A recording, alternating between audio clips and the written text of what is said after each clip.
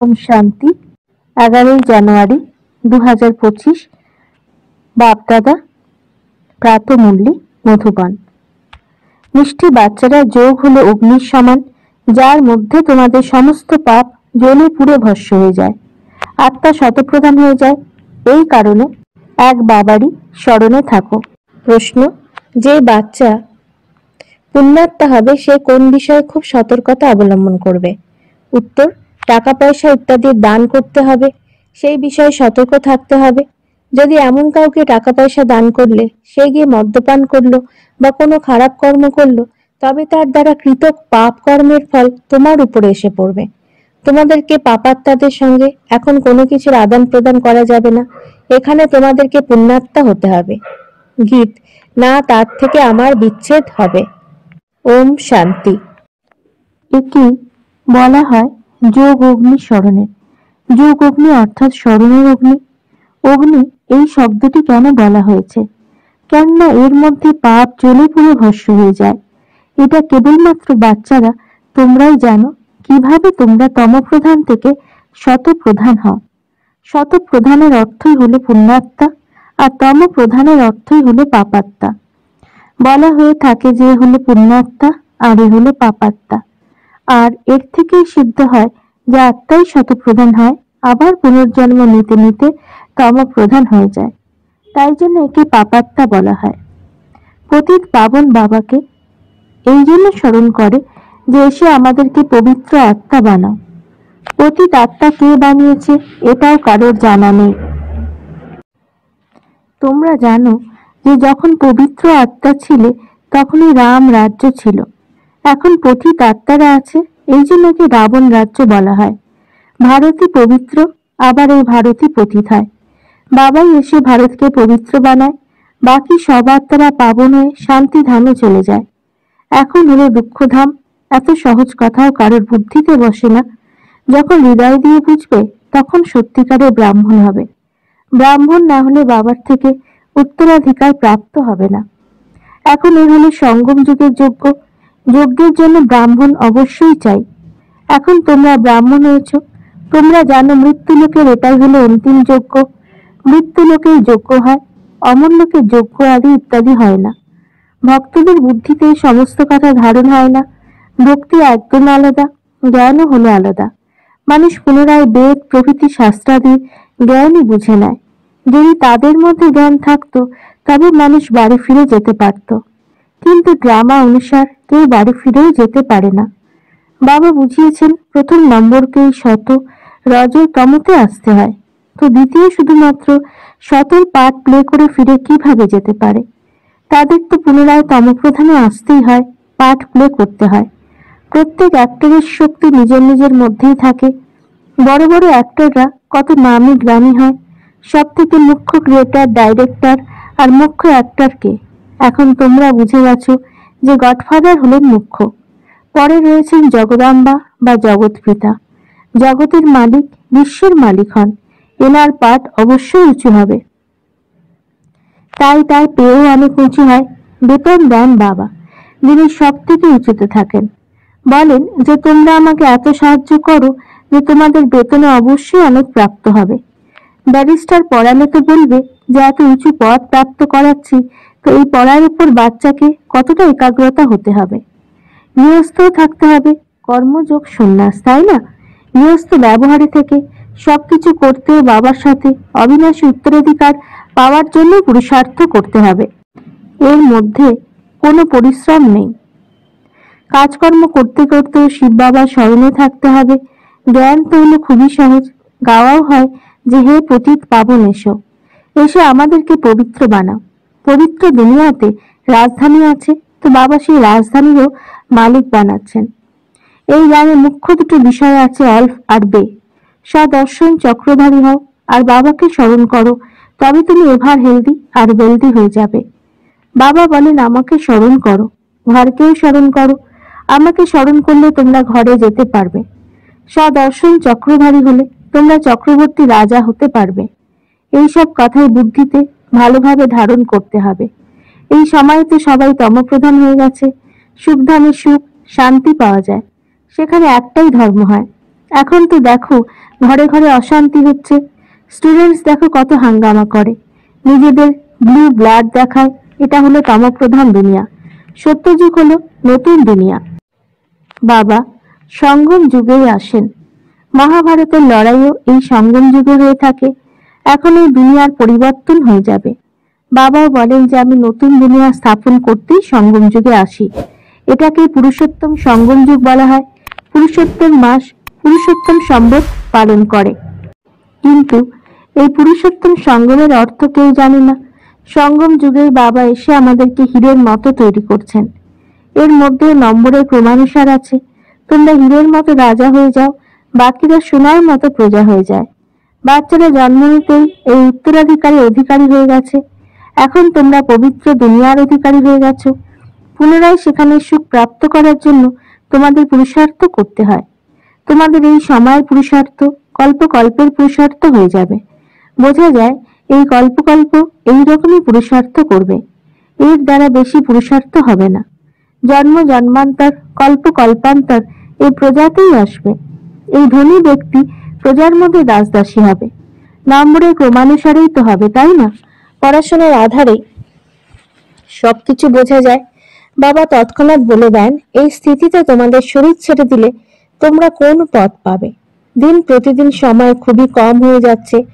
যদি কেউ শরীর ত্যাগ করে তাহলে আর পড়াশোনাও করতে পারবে না, অল্প একটু বুদ্ধিতে থাকবে। শিব বাবাকে স্মরণ করবে। যেরকম ছোট বাচ্চাদেরকেও তোমরা স্মরণ করাতে থাকো যে শিব বাবা বলতে থাকো, তো তারও কিছু প্রাপ্তি তো হবেই। ছোট বাচ্চারা তো মহাত্মা হয়। বিকার সম্বন্ধে তাদের কোনো জ্ঞান নেই। যত বড় হতে থাকবে বিকারের প্রভাবও তাদের মধ্যে পড়বে। ক্রোধ আসবে, মোহ আসবে। এখন তোমাদেরকে তো বোঝানো হয় এই যে এই দুনিয়াতে যা কিছুই চোখ দিয়ে দেখছো সেই সব কিছু থেকে মমত্ব সরিয়ে নাও। আত্মা জানে এইসব কবরস্থ হয়ে গেছে। তমপ্রধান জিনিস আছে। মানুষ মারা গেলে পুরনো জিনিস শ্মশানে ব্রাহ্মণকে দিয়ে দেয়। বাবা তো হলেন অসীম জগতের শ্মশানের ব্রাহ্মণ। তোমাদের থেকে কি কি গ্রহণ করেন আর তার বদলে কি কি দেন? তোমরা যা কিছু অল্প দান করো সেই সব তো বিনাশ হয়ে যায়। তবুও বাবা বলেন, এই ধন নিজের কাছে রেখে দাও, কেবলমাত্র এর থেকে মমত্ব সরিয়ে নাও। হিসেব নিকেশ বাবাকে দিতে থাকো, পুনরায় শ্রীমত প্রাপ্ত হতে থাকবে। তোমাদের এই নোংরা যা কিছু আছে বিশ্ববিদ্যালয় আর হসপিটালে শরীর সুস্থতা এবং সম্পত্তির জন্য দিতে থাকো। হসপিটাল হয়েই থাকে অসুস্থ থেকে সুস্থ হওয়ার জন্য, আর বিশ্ববিদ্যালয়ে পড়াশোনা করার জন্য। এখানে তো কলেজ আর হসপিটাল দুটোই একসঙ্গে আছে। এর জন্য কেবল মাত্র 3 বর্গফুট পৃথিবী চাই। যার কাছে কিছুই নেই সে মাত্র 3 বর্গফুট জমি দেবে, তার মধ্যেই ক্লাস শুরু হয়ে যাবে। 3 বর্গফুট পৃথিবী, সেটা তো কেবলমাত্র বসার জায়গা হলো। আসন তো 3 বর্গফুটের হয়ে থাকে। 3 বর্গফুটের পৃথিবীর মধ্যে কেউ এলে ভালোভাবে বুঝে তবেই যাবে। কেউ এলো, আসনে বসালে আর বাবার পরিচয় দিলে। ব্যাজও অনেক নতুন বানানো হয়েছে সেবার জন্য। এটা হলো খুবই সাধারণ। চিত্রও অনেক আছে, লেখালেখিও সম্পূর্ণ অর্থবোধক হয়েছে। এর দ্বারাই তোমাদের অনেক সেবা হবে। দিন দিন যেই পরিমাণে প্রাকৃতিক দুর্যোগ হচ্ছে তার ফলে মানুষদের বুদ্ধিতে এই দুনিয়ার থেকে বৈরাগ্য এসে গেছে, আর বাবাকে স্মরণ করতে শুরু করেছে। আমি আত্মা হলাম অবিনাশী, নিজের অবিনাশী বাবাকে স্মরণ করে। বাবা নিজে বলেন, আমাকে স্মরণ করো তো তোমাদের জন্ম জন্মান্তরের পাপ নষ্ট হয়ে যাবে। নিজেকে আত্মা মনে করে বাবার সাথে সম্পূর্ণভাবে ভালোবাসা রাখতে হবে। দেহ অভিমানে এসো না। তবে হ্যাঁ, বাইরের ভালোবাসা যদিও বাচ্চাদের সাথে রাখো, কিন্তু আত্মার মধ্যে সত্যিকারের ভালোবাসা আত্মিক বাবার সাথেই যেন থাকে। তার স্মরণে বিকর্ম বিনাশ হবে। মিত্র সম্বন্ধী বাচ্চাদেরকে দেখো বুদ্ধি বাবার স্মরণে যেন ঝুলে থাকে। বাচ্চারা তোমরা যেরকম স্মরণের যাত্রার ফাঁসিতে ঝুলে আছো, আত্মাকে নিজের বাবাকে স্মরণ করতে হবে। বুদ্ধি যেন উপরের দিকেই থাকে। বাবার ঘর তো উপরেই আছে, তাই না? মূল বতন, সূক্ষ্ম বতন, এটা হলো স্থূল বতন। এখন পুনরায় তোমাদের বাড়ি ফিরে যেতে হবে। এখন তোমাদের যাত্রা সম্পূর্ণ হয়েছে, তোমরা এখন যাত্রা করে ফিরে আসছো। তাহলে তোমাদের ঘর এখন কতটা প্রিয় মনে হয়? ওটা হলো অসীম জগতের ঘর। তোমাদের এখন পুনরায় ঘরে ফিরে যেতে হবে। মানুষেরা ভক্তি করে ঘরে যাওয়ার জন্য, কিন্তু জ্ঞান সম্পূর্ণভাবে প্রাপ্ত না করায় ঘরে যেতে পারে না। ভগবানের কাছে যাওয়ার জন্য অথবা নির্বাণ ধামে যাওয়ার জন্য অনেক তীর্থযাত্রা আদি করে, পরিশ্রমও করে। সন্ন্যাসীরা কেবলমাত্র শান্তির রাস্তায় বলতে পারে। সুখধামকে তো জানে না। সুখধামের রাস্তা কেবলমাত্র বাবাই বলতে পারেন। প্রথমে অবশ্যই নির্বাণ ধাম মানবপ্রস্থে যেতে হবে, যাকে ব্রহ্মাণ্ড বলা হয়ে থাকে। তারা তো আবার ব্রহ্মকে ঈশ্বর মনে করে। আমরা আত্মা হলাম বিন্দু স্বরূপ, আমাদের থাকার স্থান হলো ব্রহ্মাণ্ড। তোমাদেরও তো পূজা হয়, এখন বিন্দুর তো আর পূজা করা যায় না। যখন পূজা করে তখন শালগ্রাম বানিয়ে এক এক আত্মাকে পূজা করে। বিন্দুর পূজা কিভাবে হবে? এই জন্য বড় বড় বানায়। বাবার নিজের কোনো শরীর নেই, এই সমস্ত কথা এখন তোমরা জেনে গেছো। চিত্রেতেও তোমাদের অনেক বড় রূপ দেখানো হয়, বিন্দুর দ্বারা কিভাবে বুঝবে? কিংবা বানানো উচিত ছিল তারা এইরকম অনেক তিলকও মায়েরা কপালে লাগায়। দোকানে তৈরি তিলক সাদা রঙের পাওয়া যায়, আত্মাও তো সাদা রঙের হয়, তাই না? তারার মতো এটাও হলো একটি লক্ষণ। দুই ভ্রুর মাঝখানে আত্মা থাকে, কিন্তু এর অর্থ কেউ বোঝে না। বাবা এখন বোঝাচ্ছেন যে এত ছোট আত্মার মধ্যে অনেক জ্ঞান ভরা আছে, এত বম বাদি বানায়। আশ্চর্য ব্যাপার, আত্মার মধ্যে সমস্ত পাঠ ভরা আছে। এই সমস্ত কথা হলো অত্যন্ত গুপ্ত। এত ছোট আত্মা শরীরের মধ্যে থেকে অনেক কাজ করে। আত্মা হলো অবিনাশী, তার অভিনয় কখনো বিনাশ হয় না, আর না তার অভিনয় বদলে যায়। এখন মনুষ্য বৃক্ষ অনেক বড় হয়ে গেছে, সত্য যুগে অনেক ছোট ঝাড় হয়, পুরনো হয় না। মিষ্টি ছোট বৃক্ষের কলম এখনই রোপণ করা হচ্ছে। তোমরাই পতিত হয়ে গিয়েছিলে, এখন পুনরায় পবিত্র হচ্ছ। ছোট ছোট আত্মার মধ্যে অনেক পাঠ ভরা আছে। আশ্চর্যের বিষয় হলো এই অবিনাশী অভিনয় চলতেই থাকে, এটা কখনো বন্ধ হয়ে যায় না। অবিনাশী জিনিস, তার মধ্যে অবিনাশী পাঠ ভরা আছে, এটাই ওয়ান্ডার বিষয়, তাই না? বাবা বোঝাচ্ছেন, বাচ্চারা নিজেকে আত্মা মনে করে বাবাকে স্মরণ করো। এটাই পরিশ্রম করতে হয়। সব থেকে বেশি পাঠ তোমাদেরকেই প্লে করতে হয়। বাবারও এত পাঠ নেই যতটা তোমাদের আছে। বাবা বলেন যে তোমরা স্বর্গে অত্যন্ত সুখে থাকো, তখন আমি পরম ধামে বিশ্রাম নিই, তখন আমার কোনো পাঠ থাকে না। এই সময় অনেক সেবা করি। এই জ্ঞান হলো অত্যন্ত ওয়ান্ডারফুল, যেটা তোমরা ছাড়া কেউ জানে না। বাবার স্মরণ ছাড়া এই জ্ঞানের ধারণাও হয় না। খাদ্যাদির মধ্যে যদি কোনো অশুদ্ধ খাবার থাকে, তাহলে ধারণার মধ্যে পার্থক্য দেখা যায়। কারণ এই জ্ঞান ধারণ করার জন্য পবিত্রতাই হলো মুখ্য বিষয়। বাবাকে স্মরণ করা তো খুবই সহজ। বাবাকে স্মরণ করতে হবে আর উত্তরাধিকারকে স্মরণ করতে হবে। এই জন্য বাবা বলেছিলেন যে তোমরা নিজেদের কাছে কিছু চিত্র রেখে দাও, যোগের আর উত্তরাধিকারের চিত্র বানাও, তাহলেই নেশা থাকবে। আমরা এখন ব্রাহ্মণ থেকে দেবতা হচ্ছি, পুনরায় আমরা দেবতা থেকে ক্ষত্রিয় হব। ব্রাহ্মণ হলো পুরুষোত্তম সঙ্গম যোগী। তোমরা এখন পুরুষোত্তম হচ্ছ, তাই না? মানুষদের বুদ্ধিতে এই সমস্ত কথাই ধারণ করানোর জন্য অনেক পরিশ্রম করতে হয়। দিন প্রতিদিন তোমরা যত পরিমাণ জ্ঞান বুঝতে থাকবে, ততই তোমাদের মধ্যে খুশি বৃদ্ধি হতে থাকবে। বাচ্চারা, তোমরা জানো বাবা এখন আমাদের অনেক কল্যাণ করছেন। কল্প কল্প আমাদের উন্নতি কলা হয়ে এসেছে। এখানে থাকতেও শরীর নির্বাহের জন্য সবকিছু করতে হয়। বুদ্ধিতে থাকে যে আমরা শিব বাবার ভান্ডার থেকে খাচ্ছি। শিব বাবাকে স্মরণ করতে থাকো, তো কাল কণ্টক সবকিছুই দূর হয়ে যাবে, পুনরায় এই শরীর ছেড়েই চলে যাবে। বাচ্চারা বুঝে গেছে বাবা কিছু গ্রহণ করেন না, তিনি হলেন দাতা। বাবা বলেন যে আমার শ্রীমতে চলো। তোমরা টাকা পয়সা কাকে দান করবে, সেই বিষয়ে অনেক সতর্ক থাকতে হবে।